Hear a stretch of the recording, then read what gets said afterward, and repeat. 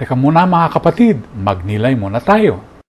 Nakakita si Daniel ng rebultong sagisag na mga imperyo na dinurog ng bato, hindi hinugis ng kamay. Sabi ni Jesus, mawawasak din kahit ang pinakamagarbong templo. Sa kapistahan po ngayon ni Santa Catalina ng Alejandria, maaalala natin ang kakaibang trivia. Ang kasangkapang pang-torture para sa kanya sana na parang gulong na may mga tinik ay sinasabing sumabog. At mula rito nagmula ang pangalang Catherine Wheel. Ito rin ang tawag ngayon sa isang uri ng kwitis. Nangangaral ito sa atin ngayon. When human glory spins to terrify, God can blow it apart.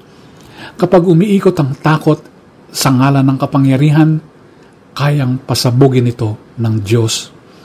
Hindi palabas ang lakas ni Catalina, kung hindi karunungang mayroong tapang. Tinalo niya ang katwiran ng mga pantas at inialay ang buhay. Ang mga rebulto natin ngayon ay reputasyon, merkado, social media, takot at iba pa. Tinatanong tayo ngayon ng Ebanghelyo, aling pedestal ba ang pinakikinis mo?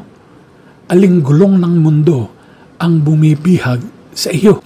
Hayaan natin ang panulukang bato, ang kaharian ni Kristo, ang sumira sa mga bagay na di nakaliligtas. Isabuhay natin ang kababaang loob ni Daniel at ang pagbabantay ni Jesus. Aralin ng malalim ang iyong pananampalataya. Ipangaral lamang ang katotohanan ng mahinahon at piliin ang katapatan kaysa takot. Kapag nabitak ang huwad na monumento natin, iisang kaharian ang natitira at ang paputok ng mga banal ay hindi ingay kundi liwanag na patnubay pauwi sa puso ng Diyos. Pagnilayan po natin ito. Amen.